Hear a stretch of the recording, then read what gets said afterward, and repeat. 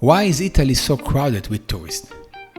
Italy's diverse landscape included its coastline, countryside, picturesque towns and villages make it a popular destination. Its pleasant climate, particularly in the coastal region, makes it a year-round destination. My wife and I love Italy and have spent a lot of time in this gorgeous country. We love studying our destination before arriving. Let us help you before flying to Italy.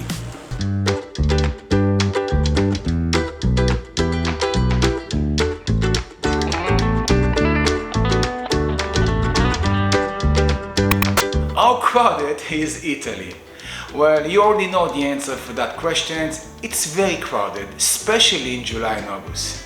Let's divide Italy so you can have a much easy way to understand how can you travel this country, enjoy and try to avoid some of the crowded because it will be impossible to avoid it completely. Now in the major cities, the only thing that you actually can do is to get up early in the morning. Now if you get to sites, to special sites like the Vatican, the Colosseum, try to take the early tour of 7:30, 8:30 in the morning. Make sure to purchase those tickets weeks before arriving to Italy.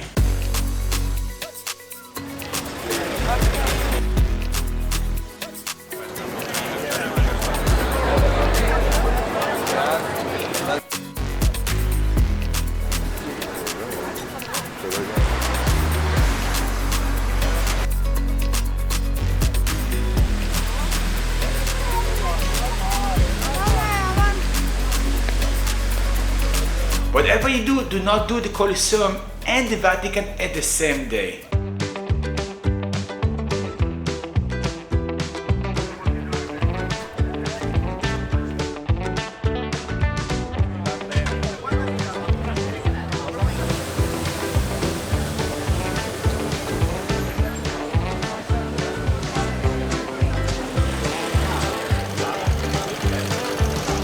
The big problem is the small cities. I'm talking about the Amalfi Coast, Positano, Sorrento, the island of Capri, Italian Riviera, Portofino, and all those beautiful places. And they are pretty amazing. If you're in Italy, you have to be in some of those towns. And you're probably going to be there. Here, it's very important to do homework before arriving to those destinations. For example, if you decide to go to the Amalfi Coast and you plan to stay in Naples, if you decide to rent a car, and you want to get there by car, you have to leave like with me and my wife did. We left our hotel at 6:30 in the morning. We've been in Amalfi at I think it was 8:15 in the morning, and the parking was already full, like 75% of it was full with cars. Now it's really hard to find parking in those places. My advice, use the ferry if you're staying in Naples. Getting there by the ferry is going to make your life much easier. Again, take the early one, take the one at 7:30 in the morning.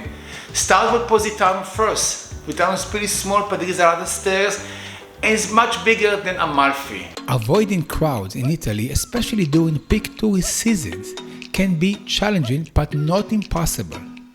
Here are some tips to help you enjoy a more peaceful experience. Weekdays are less crowded than weekends, especially in popular tourist areas. Plan your visits to major attractions on weekdays to avoid the weekend rush. Book your tickets online for significant attractions like the Vatican Museum and the Colosseum. Many attractions offer times entry tickets, which can help you avoid long lines and crowds. For example, early morning Colosseum tour, you have an option for a special tour that allows you to enter the Colosseum between 7:30 and 8:30 a.m. before it's open to the general public at 9 a.m. I'm trying my best to do homework before. I'm using every tools that I have, if it's Google, YouTube, ChatGPT, that we have the perfect trip, like 5-6 nights in one part of Italy, and do the best we can. We have a success of something like 85%. In Capri, that was one of the cases that we blew it completely. When we arrived to Capri, we were stunned, that island is beautiful. And we done the cruise all across the island. You know, we saw the Blue Grotto and their famous rocks. And when we arrived to the island, it was like 10:30. I think it was an hour and a half only to get with the funiculare to the top. And then after, we traveled maybe 45 minutes there, we want to take the bus to Capri, and we spent almost another hour and a half waiting. The cities like Rome and Venice, for example, we done on the winter. It was very crowded as well. Remember, Italy is crowded with a lot of tourists, except July and August, obviously, all year long. So you're never gonna see the Colosseum empty. Or maybe there is a couple days like that in the year, but I never saw that day.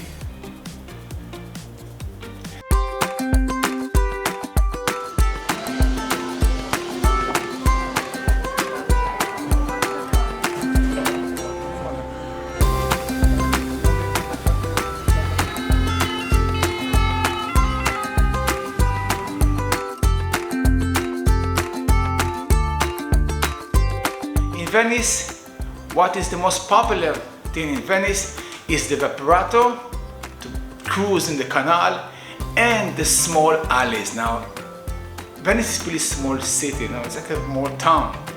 And the alleys is really crowded. There is, from 10 or 11 a.m., that place will be very, very stuck with thousands of tourists.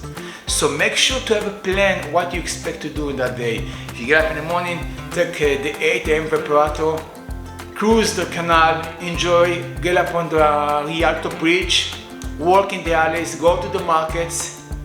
If you want to do Murano and Burano Islands as well, do not do it at the same day, do it the other day, early morning. Visit during the off-season, spring and fall, or the off-season, winter, except for the Christmas holidays.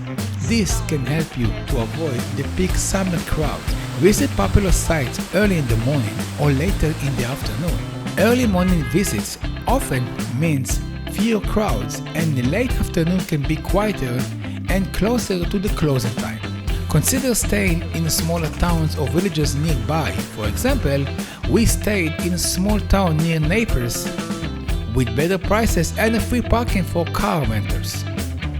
Italy is well connected by air, rail, and road networks.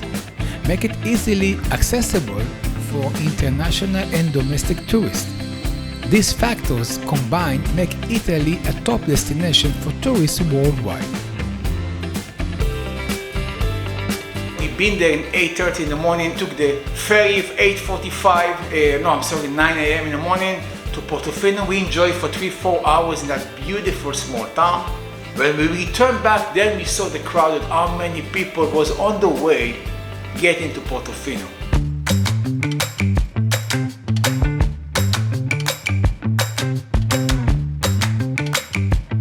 Another very famous place is Cinque Terre. Cinque Terre. Cinque Terre. It took me some time to learn that word. Actually, it's 2 words. Cinque Terre. And there is 5 beautiful villages there. You get there from the major train station in the city called La Spezia, also a beautiful city. It's something like 10 minutes from La Spezia to the first town called Riomaggiore. In each village, you're going to be something like 3 hours, Sometimes other people do it in 2 hours, someone in 4 hours, but it's really small town. So the second one after Riomaggiore is Manarola, also beautiful town. We decided to stick with both of them because I want really to enjoy the sea, to go swim, and I didn't see any rush to go to the 3rd and the 4th villages. They all look almost the same. Okay, maybe some people are going to get mad now. I'm sorry, I'm going to take it back. They are not the same. Each one is unique, each one is beautiful. I told my wife, let's choose 2, and we chose Riomaggiore and Manarola. Thank you for watching our video. I hope it will help you plan and enjoy your vacation in Italy. If you have any questions about your trip to Italy, feel free to ask us.